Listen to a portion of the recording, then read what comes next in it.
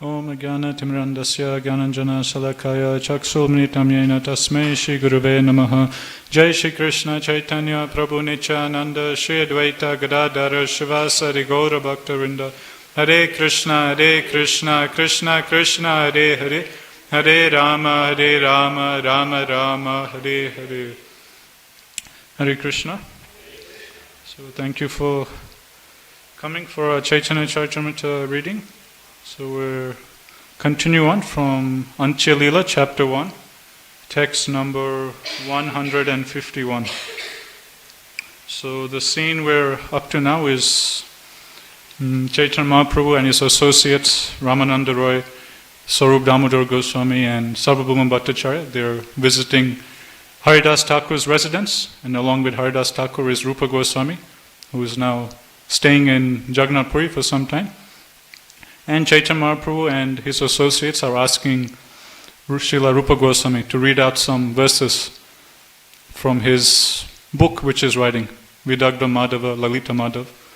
And specifically, Ramananda Roy, he's inquiring, asking different questions regarding this new work, this new book which he's writing. And as Ramananda Roy is asking these questions, Srila Rupa Goswami is answering them. Okay, so this is text 151 of Antya chapter 1, titled Rupa Goswami's Second Meeting with the Lord. Upon hearing of my cruelty, moon-faced Srimati Radharani may establish some kind of tolerance in her aggrieved heart. But when she might turn against me, or indeed being fearful of the lusty desires invoked by the bow of formidable Cupid, she might even give up her life. Alas, I have foolishly uprooted the soft creeper of her desire, just when it was ready to bear fruit. So this is Krishna speaking, text 152. So these are all verses from Srila Rupa Goswami's book, Vidagdha Madhava, which talks about Krishna's pastimes in Vrindavan. Desiring the happiness of his association and embraces, my dear friend, I disregarded even my superiors and relaxed my shyness and gravity before them. Furthermore, although you are my best friend, more dear to me than my own life, I have given you so much trouble. Indeed, I even put aside the vow of dedication to my husband, a vow kept by the most elevated woman. Oh, alas, although he is now neglecting me, I am so sinful that I am still living. Therefore I must condemn my so-called patience. So this verse is spoken by Srimati Radharani. 153. I was engaged in my own playful activities in my home, and because of my childish innocence, I did not know right from wrong. Therefore, is it good for you to have forced us into being so much attracted to you, and then to have neglected us? Now you are indifferent to us. Do you think this is right? Again, this is spoken by Srimati Radharani to Krishna. Our hearts are so polluted by miserable conditions that we are certainly going to Pluto's kingdom. Nevertheless, Krishna does not give up his beautiful, loving smiling, which is full of cheating tricks. O Srimati Radharani, you are very intelligent. How could you have developed such great loving affection for this deceitful debauchee from the neighborhood of the cowherds? This verse is spoken by Lalita Sakhi to Srimati Radharani. Text 155. O Lord Krishna, you are just like an ocean. The river of Srimati Radharani has reached you from a long distance, leaving far behind the tree of her husband, breaking through the bridge of social convention, and forcibly crossing the hills of elder relatives. Coming here because of fresh feelings of love for you, that river has now received your shelter. But now you are trying to turn her back by the waves of unfavorable words. How is it that you are spreading this attitude? This is a very nice metaphor given about Srimati Radharani coming to Krishna. So this metaphor being used in Srila Rupa Goswami's work, Vidagdha Madhava, is explaining that Krishna is just like the ocean, and just like rivers, they're supposed to flow towards the ocean. So Srimati Radharani, she's like a river who's flowing towards the ocean, which is Krishna. Now along the path, as the river is going towards the ocean, there are many things that come across the way. For example, it's given that along the way, as the river is going towards the ocean, there are many trees. And it's given here that the tree that Srimati Radharani, the river of Srimati Radharani passes through, is the tree of her husband. So when she's coming to serve Krishna, Srimati Radharani lets go of her husband. Passes the river of Srimati Radharani, passes over the trees of her husband. Then along the way, there is a big bridge which comes along the way. But what's that bridge represent? It's the bridge of social convention. So Srimati Radharani, the gopis, they, just to satisfy Krishna, they let go of all social conventions. They give up all low religious principles. They give up their attachment, their relationship towards their husbands, their family members, society in general, everything. They know that if they're going to leave their family and go towards Krishna, they'll be ridiculed by society and no one will accept them back. But they're ready to sacrifice everything. They're ready to surrender everything just for Krishna's pleasure. So as the river of Srimati Radharani is going towards Krishna, there's this tall tree of Srimati Radharani's husband. She goes past that. Then there is this big bridge which comes along the way. And that big bridge is the social convention, etiquette that's supposed to be followed. She again crosses over that. Then there are many hills which come along the way of the river of Srimati Radharani going towards the ocean of Krishna. And these hills represent her elder relatives. So along the way, these elder relatives of Srimati Radharani, they're also posing as an obstacle, stopping her from going away from home towards Krishna. But the river of Srimati Radharani, she also gets past these hills, and then finally she reaches the ocean. But what happens when she reaches the ocean? When she finally reaches the ocean, instead of accepting her, this verse is explaining, the ocean is pushing her back, pushing the river back by unfavorable waves. Just like the tides of the ocean, the river might be flowing to the ocean, but the tides of the ocean will be so powerful that they'll push back the river the other way around. So that's what this verse is explaining. Like the gopis in pure love, they're putting this accusation towards Krishna, that look what Srimati Radharani is doing. As a river, she's going past her husband, she's going past her elders, she's sacrificing all social etiquette to come towards you, but when she's finally coming towards you, sacrificing everything, you're speaking these unfavorable words and you're pushing away. This is not right. So in this way, there's these words of transcendental love exchanged between Krishna and the gopis of Vrindavan. Text 156. Srila Ramananda Roy further inquired, how have you described Vrindavan, the vibration of the transcendental flute and the relationship between Krishna and Radhika? So now Srila Ramananda Roy is asking further questions regarding Srila Rupa Goswami's book. So 3 things he's asking. Number 1, he's asking, how have you described Vrindavan? Can you please speak some verses of how you've described the glorious land of Vrindavan? Number 2, how have you described the vibration of Krishna's flute? And number 3, how have you described the relationship between Krishna and Srimati Radharani? So now Rupa Goswami will answer these questions. We'll quote verses from his book describing the nature of Krishna's flute. He'll quote verses describing the nature of the transcendental land of Vrindavan, and he'll also quote verses regarding the relationship between Krishna and Srimati Radharani. Text 157. Please tell me all this, for your poetic ability is wonderful. After offering obeisances to Ramananda Roy, Rupa Goswami gradually began answering his inquiries. Okay, so now Rupa Goswami is going to quote a verse from his book, Vidagdha Madhava, which is spoken by Krishna himself. The sweet, fragrant honey oozing from newly grown mango buds is again and again attracting groups of bumblebees. And this forest is trembling in the softly moving breezes from the Malaya hills, which are full of sandalwood trees. Thus the forest of Vrindavan is increasing my transcendental pleasure. My dear friend, see how this forest of Vrindavan is full of transcendental creepers and trees. The tops of the creepers are full of flowers, and intoxicated bumblebees are buzzing around them, humming songs that please the ear and surpass even the Vedic hymns. This is a verse spoken by Lord Balram to his friend Sridhama. My dear friend, this forest of Vrindavan is giving great pleasure to our senses in various ways. Somewhere bumblebees are singing in groups, and in some places mild breezes are cooling the entire atmosphere. Somewhere the creepers and tree twigs are dancing, the malika flowers are expanding their fragrance, and the overabundance of juice is constantly flowing in showers from pomegranate fruits. So 3 verses are given describing the transcendental beauty, the transcendental nature of the Dham of Vrindavan. And 2 of these verses are spoken by Krishna, one is spoken by Lord Balram. So from these verses, and also if we read Krishna book, there will be many verses in 10th Canto Bhagavatam describing the beauty of Vrindavan.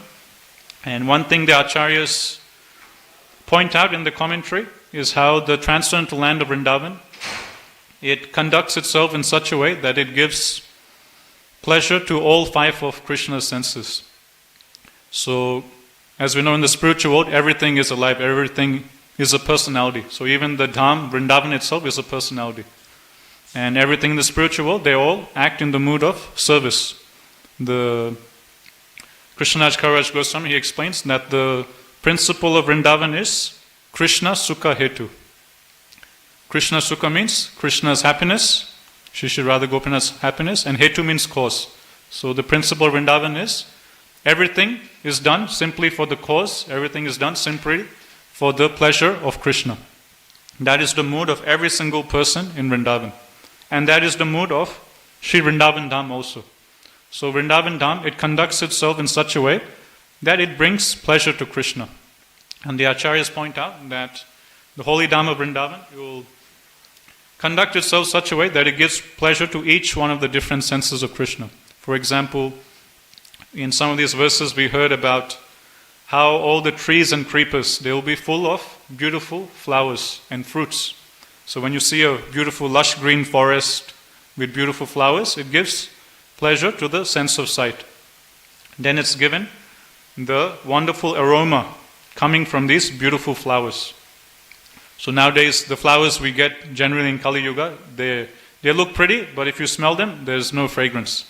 Like so many of the roses we buy in markets, they look very nice. You take a rose and you put it close to your nose, there's no smell at all. Some places you can get nice flowers which have fragrance. Like I know in New Gokul Farm, they're growing nice roses for Radha Gokulananda. Those roses, if you smell, they're very fragrant. But generally the flowers we get in markets nowadays, they usually don't have much fragrance or smell.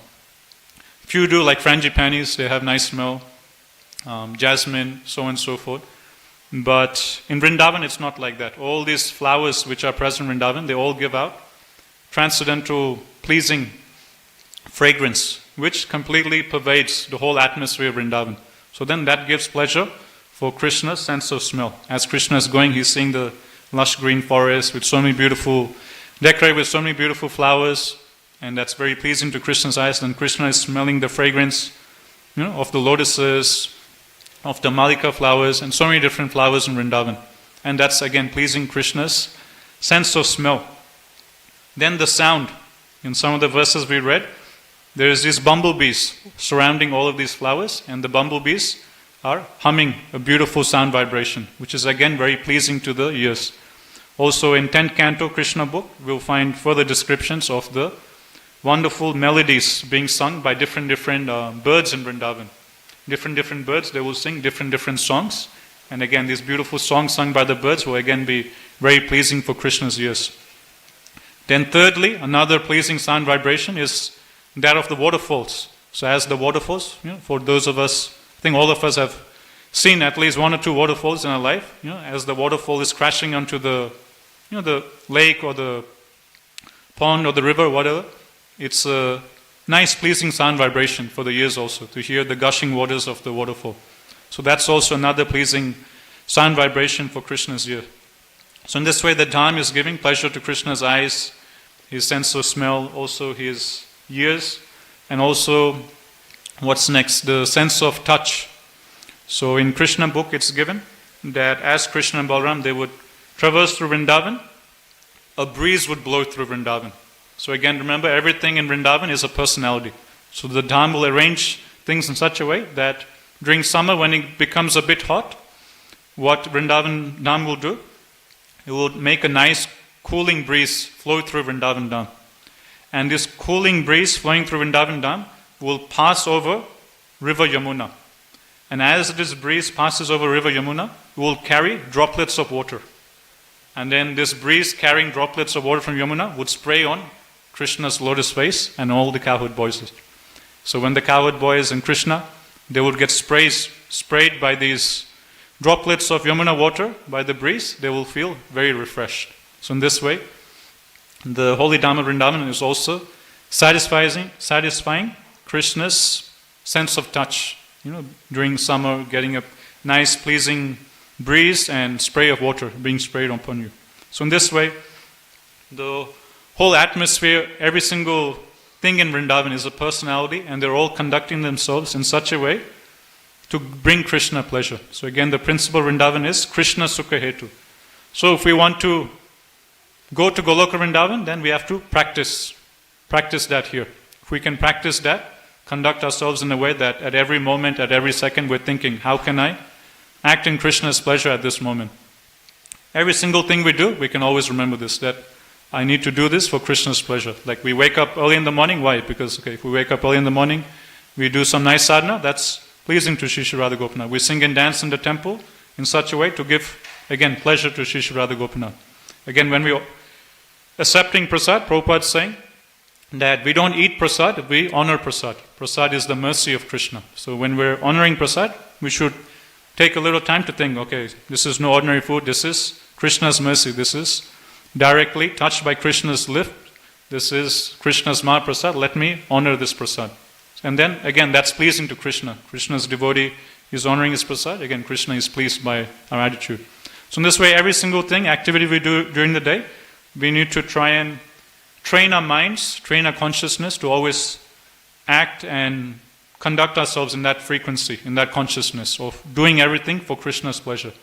If we can practice acting in that consciousness, that frequency in this lifetime, then that's Goloka consciousness. That's the consciousness of the spiritual world. Then we'll naturally go to Goloka. Or even while living in this world, we'll actually be living in Vrindavan. Prabhupada, he explains that Vrindavan is not like a physical location which you go or you reach, but Vrindavan is a state of consciousness. And what is that state of consciousness? That state of consciousness, Krishnaraj Kaviraj Goswami explains, is Krishna Sukha Hetu. If a particular devotee is always thinking for the pleasure of Krishna, then that itself is Vrindavan consciousness. And wherever that devotee goes, he is present in Vrindavan and he makes that place into Vrindavan. He makes that place into a tirtha, into a holy place of pilgrimage. Okay, we'll continue on. So that's Srila Rupa Goswami's answers to the question of how he described Vrindavan in his book. And now the second question regarding how he described the transformed vibration of Krishna's flute, Srila Rupa Goswami will answer now. Text 161. The flute of Krishna's pastimes measures 3 fingers in length, and it is bedecked with Indra-Nila gems. At the ends of the flute are Aruna gems or rubies, glittering beautifully, and between its ends the flute is plated with gold, set ablaze by diamonds.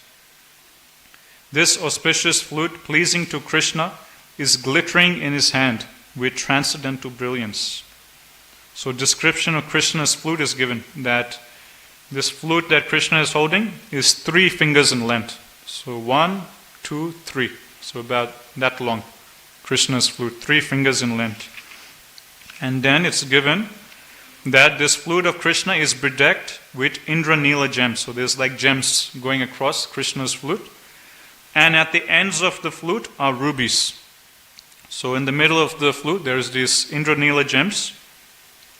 And right at the 2 ends of the flutes there are rubies, red, beautiful rubies, glittering very beautifully. And between its ends, the flute is plated with gold. So at the ends there's rubies, and the actual flute itself, the rod, it's plated with gold. So it's like a golden flute. And this golden flute is also set ablaze by diamonds. So there's diamonds on Krishna's flute, there's rubies on the ends of Krishna's flute, and the actual flute itself is made out of gold. And plus there's another type of gem called Indranila gems on Krishna's flute. So you can just imagine how transcendently, effulgent, beautiful this flute of Krishna is. So this is a verse spoken to Lalita Devi by Purnamasi from Srila Rupa Goswami's book Vidagdha Madhava. Text 162. My dear friend, the flute, my dear friend the flute, it appears that you have been born of a very good family, for your residence is in the hands of Sri Krishna. By birth you are simple and are not at all crooked. Why then have you taken initiation into this dangerous mantra that enchants the assembled gopis? So this is a verse spoken by Srimati Radharani. So Srimati Radharani, out of her transcendental pure ecstasy, she is talking to the flute of Krishna. That, my dear flute, you've come from a very nice, respectable family, but for some reason you've taken up residence in Krishna's hands, and although by birth you are simple and not duplicitous or crooked, why is it that you are vibrating this dangerous mantra? Why is it that you're vibrating this dangerous sound vibration, which is completely bewildering everyone in this universe?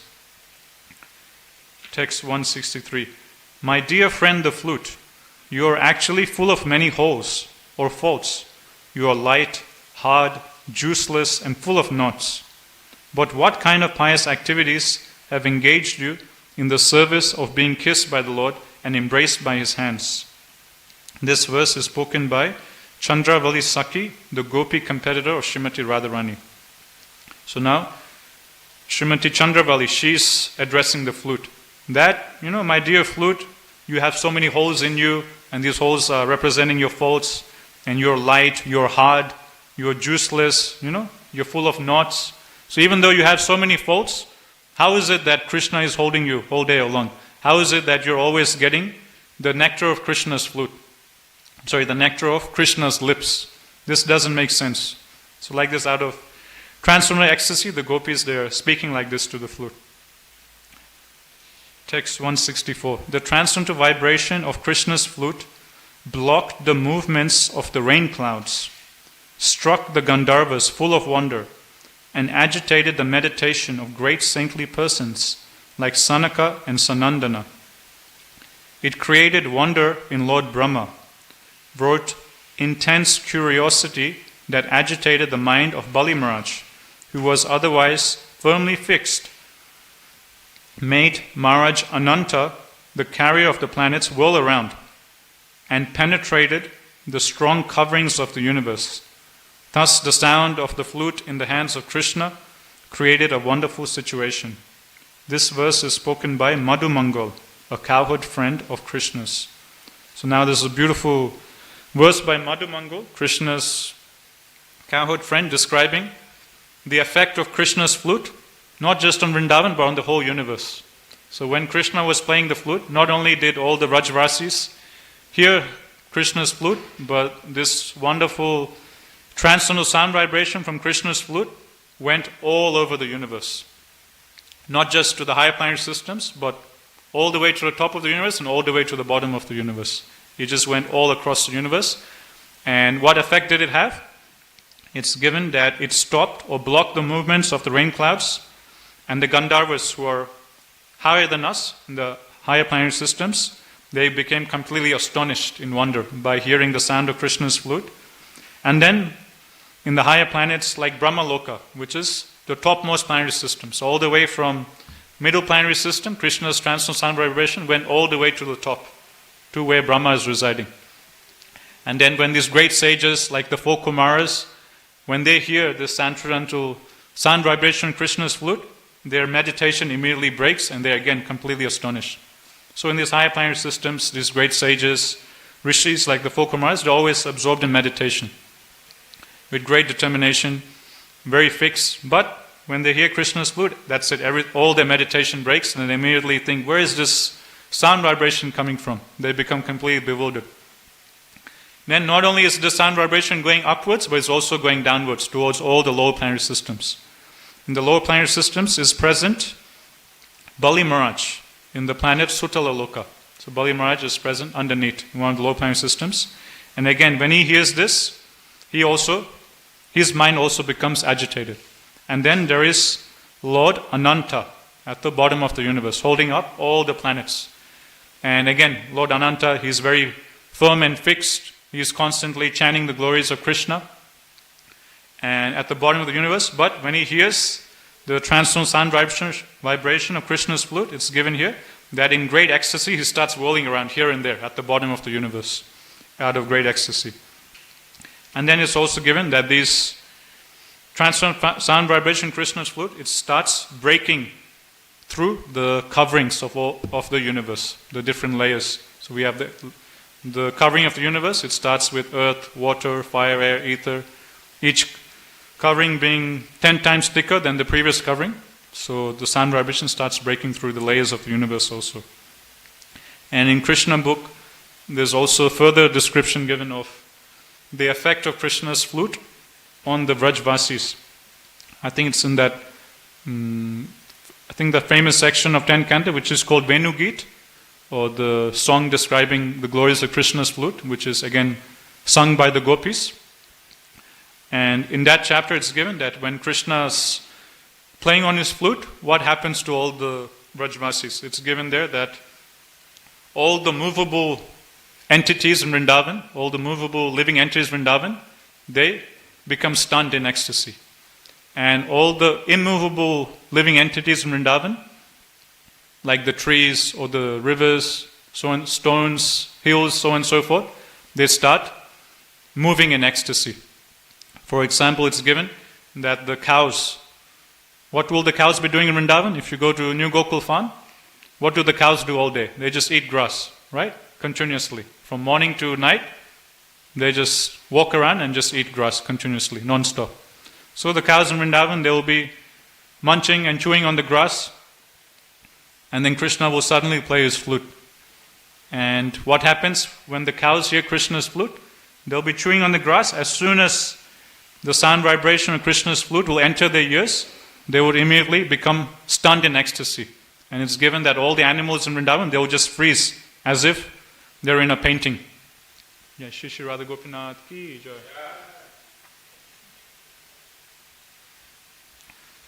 So the cows in ecstasy, they would just freeze. They'll be chewing the grass, then suddenly, as if someone just pressed the pause button on the TV, they would just completely freeze. And it's given the ears, cows will have nice big ears, the ears will go up erect like an antenna to hear Krishna's flute more, with more attention. And then it's given the calves. The calves will be sucking milk from their mothers, drinking milk from their mothers. And as the calves are drinking milk, they would hear Krishna's flute, and then suddenly they will also freeze halfway through drinking milk, and they will just again close their eyes and they will just simply hear the sound vibration of Krishna's flute. Then there are the birds in Vrindavan. So the birds, they'll be flying around in the sky, but then as they're flying around here and there, suddenly they'll hear Krishna's flute. And what will they do when they hear Krishna's flute? Immediately, wherever they are in the sky, they will immediately come and land on a certain tree. They will find some tree and immediately come down and land on some branches of some trees. They will sit down, close their eyes, and intensely meditate on the sound vibration of Krishna's flute. And then the trees. So remember, all the movable objects, all the movable living entities, they become immovable. They become stunned in ecstasy, they stop moving.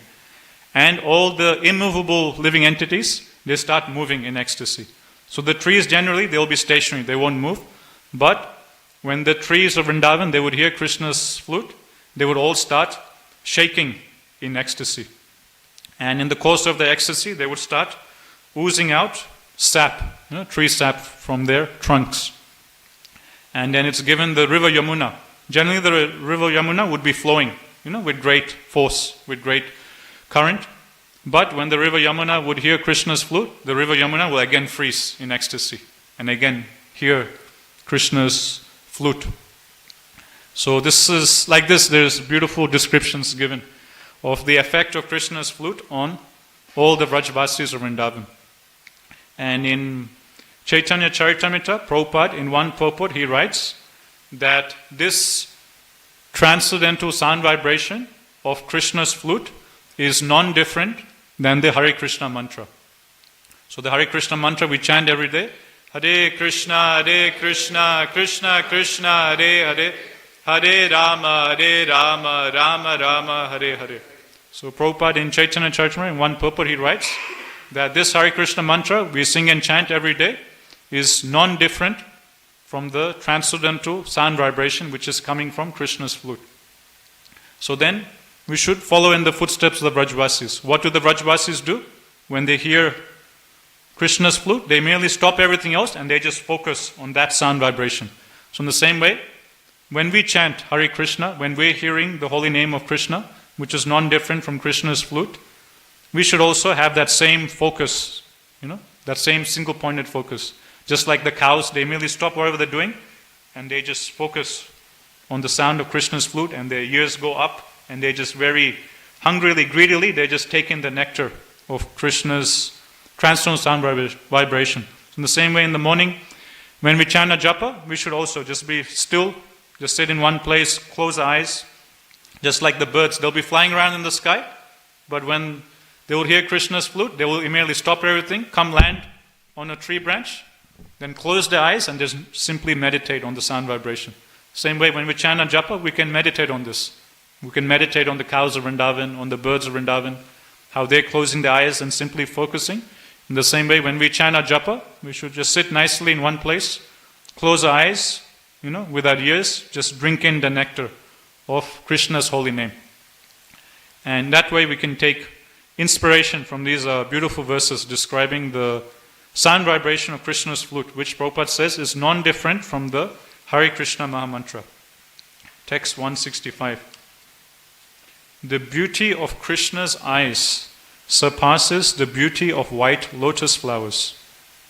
Okay, so we just read verses describing the effect of Krishna's flute. Now we're going to read some verses about Krishna's transcendental beauty, which attracts the minds of the gopis. The beauty of Krishna's eyes surpasses the beauty of white lotus flowers. His yellow garments surpass the brilliance of fresh decorations of kumkum. His ornaments of selected forest flowers subdue the hankering for the best of garments. And his bodily beauty possesses mind-attracting splendor, greater than that of the jewels known as Marakata Mani or emeralds. Text 166. O most beautiful friend, please accept the Supreme Personality Godhead, who is standing before you full of transcendental bliss. The borders of his eyes roam from side to side, and his eyebrows move slowly like bumblebees on his lotus-like face. Standing with his right foot placed below the knee of his left leg, the middle of his body curved in 3 places, and his neck gracefully tilted to the side, he takes his flute to his pursed lips and moves his fingers upon it here and there. O beautiful faced one, who is this creative person standing before us? With the sharp chisels of his loving glances, he is splitting the hard stones of many women's devotion to their husbands, and with the luster of his body, surpassing the brilliance of countless emeralds, he is simultaneously constructing private meeting places for his pastimes. This is a verse spoken by Srimati Radharani to Lalita Devi. Text 168. My dear friend, this newly youthful Lord Krishna, the moon in the family of Nanda Maharaj, is so beautiful that he defies the beauty of clusters of valuable jewels. All glories to the vibration of his flute, for it is cunningly breaking the patience of chaste ladies by loosening their belts and tight dresses. So here in this verse, which is spoken by Lalita Devi to Srimati Radharani, Krishna is being described as the moon in the family of Nanda Maharaj. Earlier on, at the end of Madhya Lila, while Chaitanya Mahaprabhu was, if you remember, end of Madhya Lila, we came across this big conversation between Chaitanya Mahaprabhu and Srila Sanatana Goswami. A very long conversation. We went over many chapters. So in that conversation, Chaitanya Mahaprabhu, in his instructions to Sanatana Goswami, he explains how Krishna's transcendental body is like a whole, consists of 24.5 moons. So you might remember Ghanshyam Prabhu discussing about this. So in that section, Chaitanya Mahaprabhu is explaining that Krishna's body is like a whole city of moons. So generally, moon is considered as something very beautiful, very effulgent, and very attractive. So that's why Krishna's body is compared to not just a moon, but Krishna's body is compared to a whole city of moons. So you have a whole city of moons, and naturally in a city there will be one king or one emperor who is ruling over the whole city. So in this whole city of moons, who is the king? Who is the king moon who is ruling over the other moons? So then Chaitanya Mahaprabhu explains that the king ruling over the city of moons is Krishna's lotus face. So Krishna's lotus face is considered as the king of the city of moons, which is Krishna's transcendental body. And in this city of in this city of moons, there is 24.5 primary moons. So if you look at Gopinath's lotus feet, in Gopinath's lotus feet there are 10 moons. So that's Krishna's 10 toenails. So Krishna's 10 toenails are compared to 10 moons. And Krishnaraj or Chaitanya Mahaprabhu explains that the songs of these 10 moons at Krishna's lotus feet is the jingling of Krishna's ankle bells. So if you take darshan of Gopinath's lotus feet, you'll see he'll always be wearing some ankle bells. So the song or the melody played by these 10 moons at Krishna's lotus feet is the jingling of the ankle bells. Then another 10 moons is Krishna's fingernails. So there's another 10 moons there. And the song of the fingernails is the song that comes out of Krishna's flute. Right? So Krishna puts his flute on his lips and using the fingers, he plays his flute. So the song of these 10 moons is the sound vibration which is coming from Krishna's flute. So that's 20 moons. 10 toenails, 10 fingernails. Then Krishna's lotus face is another moon, that's 21. Then Krishna's 2 big chubby cheeks. If you look at our Gopinath, he has nice big chubby cheeks that are always very effulgent. So Krishna's 2 chubby cheeks, that's also considered as two other moons. So it's 21, 22, 23. Then it's said that Krishna has some chandan on his forehead. So that's considered as the 24th moon. And then Krishna's forehead itself is considered as half a moon. So in this way, there is, in the city of moons, there is the king or the emperor of the moons, which is the Krishna's lotus face. And there's 24.5 primary moons. And these are Krishna's toenails, fingernails, 2 chubby cheeks, the lotus face itself, chandan on Krishna's forehead, and half a moon is Krishna's forehead. Then also Chaitanya Mahaprabhu explains that a king, he will have ministers, right? So there will be a king and he'll have many ministers who he'll do different activities through the ministers. And whatever particular activities or desires the king has, the ministers will attain that for the king. The minister's duty is to fulfill the desires of the king. So what are the ministers of the king? So what is the king in the city of moons? It's Krishna's lotus face. Okay, so Krishna's lotus face is the king of the city of moons. And the king naturally has ministers, very confidential ministers that carry out confidential tasks for the king. So what are the ministers of Krishna's lotus face? It's given by Chaitanya Mahaprabhu that the ministers of Krishna's lotus face are his 2 eyes. So the 2 eyes act as 2 very close, personal, confidential ministers of Krishna's lotus face, which is the king of the city of the moons. And what is this confidential activity that these ministers carry out.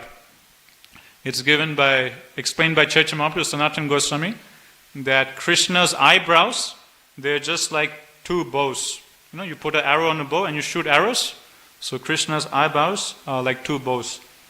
And when these bows, they extend towards Krishna's ears, then Krishna, he glances at his devotees like the gopis, and then through his eyes, he glances at the gopis, and that's it. Krishna pierces the hearts of the gopis and completely wins over their minds and their consciousness. So in this way, Krishna, using his two very confidential associates, his two eyes, he puts forward these loving sidelong glances towards the gopis, piercing their hearts and completely winning over, completely stealing their minds and their consciousness.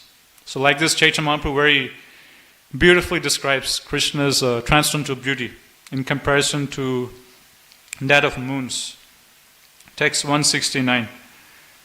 The beauty of Srimati Radharani's eyes forcibly devours the beauty of newly grown blue lotus flowers, and the beauty of her face surpasses that of an entire forest of fully blossomed lotuses. Her bodily luster seems to place even gold into a painful situation. Thus, the wonderful, unprecedented beauty of Srimati Radharani is awakening in Vrindavan. This is a verse spoken by Purnamasi, describing Srimati Radharani's beauty. Text 170. Although the effulgence of the moon is brilliant initially at night, in the daytime it fades away. Similarly, although the lotus is beautiful during the daytime, at night it closes. But, O my friend, the face of my most dear Srimati Radharani is always bright and beautiful, both day and night. Therefore, to what can her face be compared? So this is spoken by Krishna to Madhumangal. So Krishna is describing Srimati Radharani's beauty to Madhumangal. Krishna is saying that at night time, the moon looks very beautiful. It's completely pitch black, and in the black sky, you'll see this beautiful, wonderful effulgence of the moon, like we saw recently in Gaur Purnima, full moon. It looks very beautiful. But during the daytime, no one notices the moon. The moon just goes completely, fades away into darkness. No one thinks about the moon. On the other hand, Krishna is saying to Madhumangal, the lotus, during the daytime, it looks very beautiful. During the daytime, the lotus is sprouted up and it looks very beautiful, very pretty. But at night time, what happens? When night comes, the lotus flower closes.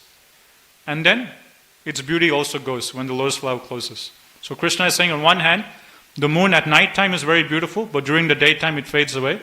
And the lotus, during the daytime it's very beautiful, but at night time its beauty fades away. But Krishna is saying, my Srimati Radharani's beauty is so great that she is beautiful both during the day and at night. Her beauty just increases more and more, and she is beautiful 24 hours during the day, both during daytime and nighttime. Therefore Krishna is saying, what metaphor can I use to describe my Srimati Radharani's beauty? What example can I use? There's nothing I can compare her beauty to. Like this, Krishna is glorifying Srimati Radharani's beauty. Text 171.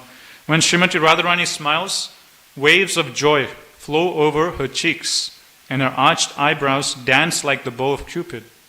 Her glance is so enchanting that it is like a dancing bumblebee, moving unsteadily due to intoxication. That bee has bitten the wall of my heart. This is again spoken by Krishna.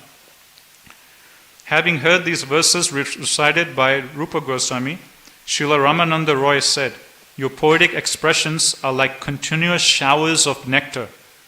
Kindly let me hear the introductory portion of the second drama. So remember Ramananda Roy's 3 questions was, please tell us some verses which you wrote in your book regarding the nature of Vrindavan Dham. Please also quote some verses from your book about Krishna's flute. And the third question he asked, please also narrate some verses regarding the relationship between Krishna and Srimati Radharani. And that's what we saw in the last couple of verses, about the effect Srimati Radharani is having on Krishna and the effect Krishna is having on Srimati Radharani. So now after hearing all this, Ramananda Roy is saying that, all of these beautiful verses, they are like continuous showers of nectar to our ears. And now he's asking a further question, he's further requesting, now kindly please let us hear the introductory portion of your second drama. So remember that Rupa Goswami, he's writing 2 dramas. One drama called Vidagdha Madhava, which talks about Krishna's Vrindavan pastime. And the second drama is Lalita Madhav, which talks about Krishna's pastimes in Mathura and Dwarka. So now the devotees have heard so many beautiful, amazing verses from the first drama, Vidagdha Madhava, about Krishna's Vrindavan pastimes. So now Ramananda Roy is saying, thank you very much for sharing these beautiful verses. It's like nectar to your ears. Now please recite some verses from the introduction of your second drama, which is Lalita Madhav, which talks about the Mathura and Dwarka pastimes. Text 173. Srila Rupa Goswami said, in your presence, which is just like brilliant sunshine, I am as insignificant as the light of a glowworm. It is even impudent for me to open my mouth before you. Then, having said this, he recited the introductory verse of the Lalita Madhav. So you can see Srila Rupa Goswami's humility. On one hand, the devotees are glorifying Rupa Goswami, that, these verses you've composed for your drama, they're like nectar for our ears. They're so beautiful, nothing can compare to the poetry which you're writing. But what is Rupa Goswami's response? Rupa Goswami is saying that actually I'm very insignificant. In comparison to all of you great Vaishnavas, I am nothing. And what is the analogy Rupa Goswami is using? Rupa Goswami is saying that all of you, you're just like the sun. And who am I? I'm just like a glowworm. So what is the comparison of a glowworm to the sun? The glowworm also gives some light, some effulgence, but that little light the glowworm gives is completely insignificant to the light that the sun is giving, the light the sunshine is giving. So that's what Rupa Goswami is saying, that I'm just a insignificant little glowworm and you're all just like the sun. How can a glowworm compare to the sun or the sunshine? So in this way, Rupa Goswami is very humbly presenting himself. And he's then saying that it's even impudent for me to open my mouth before you. You're all such great elevated Vaishnavas. Actually, I shouldn't even be speaking. I shouldn't even be opening my mouth and, quoting verses like this. But because you're requesting, on your order as service, I'm going to speak like that. So this is the mood of Srila Rupa Goswami. This is the mood of all the associates we'll see of Mahaprabhu. They'll all be extremely humble. One time in Srila Prabhupada, during his time as a grasta, Srila Prabhupada, as we know, he was running a pharmacy, and one time one of Srila Prabhupada's godbrothers, he came to Srila Prabhupada's pharmacy, and he was talking to Srila Prabhupada. Srila Prabhupada was very good friends with this godbrother of his. And this godbrother of his jokingly asked Srila Prabhupada, can you please give me some medicine? Can you please give me some, magic medicine by which taking? I always see you completely absorbed in Krishna consciousness, in Krishna prem. I also want to get this disease, I also want to get this nice consciousness you have. I want to get Krishna prem just like you. I want to be absorbed in love of God just like you. Can you please give me some antidote? Can you please give me some magic potion from your pharmacy by which I can also get Krishna prem just like you? And then Prabhupada humbly, he just laughs at his godbrother's words. And Prabhupada humbly says, actually I don't have Krishna prem, I am not actually Krishna conscious. But I do know the formula. I do know this magic medicine which if you take, you can get Krishna prem very easily. And don't worry, it's no secret. It's an open secret, readily available for everyone. What is this magic potion? What is this magic medicine? If you take, you can get Krishna prem immediately. Then Prabhupada, he quotes this famous verse by Chaitanya Mahaprabhu, Trinadapi Sunichena, Taro Reva Sasishana, Amanina Manidena, Kirtaniya Sadahari. That one should be as humble as a blade of grass. One should be more tolerant than a tree. One should give all respect to others, and one should expect no respect for oneself. So Prabhupada then quotes this verse and he says, if we follow these 4 instructions of Chaitanya Mahaprabhu, one can easily get Krishna Prem. And Prabhupada said, this is the secret formula to getting Krishna Prem, the supreme or ultimate goal of life.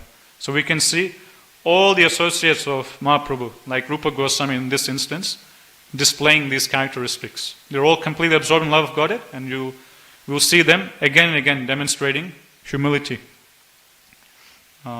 Text 175. The beautiful. Okay, now Rupa Goswami will start to recite some verses from the introductory section of Lalita Madhav, which talks about Krishna's Dwarka and Mathura pastimes. The beautiful moon-like glories of Mukunda give distress to the lotus-like faces of the wives of the demons, and to their raised breasts, which are like gleaming chakravaka birds. Those glories, however, are pleasing to all his devotees, who are like chakora birds. May those glories forever give pleasure to you all. When Srila Ramananda Roy further inquired about the second introductory verse, Srila Rupa Goswami was somewhat hesitant, but nevertheless he began to recite. The moon-like Supreme Personality Godhead, who is known as the son of Mother Sachi, has now appeared on earth to spread devotional love of himself. He is the emperor of the Brahmana community. He can drive away all the darkness of ignorance and control the mind of everyone in the world.